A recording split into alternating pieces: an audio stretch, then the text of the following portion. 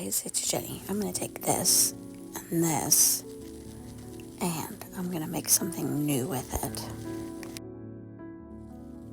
First, I had to, get a little creative to put everything together and clear coat things, pre-stain things, paint some stuff.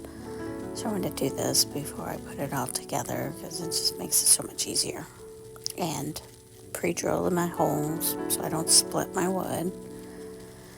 So I'm going to take these 2 shutters, this old table base, a couple of table leaves, and I'm going to make a hall tree.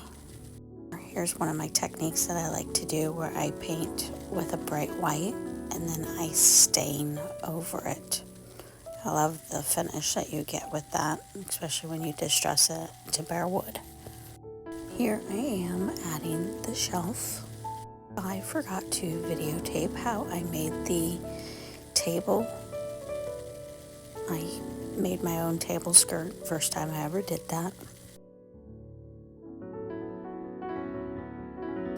So here I have put it all together and it stands all by itself. I did this piece all by myself. And if I can do it, you can do it too. Thanks for watching.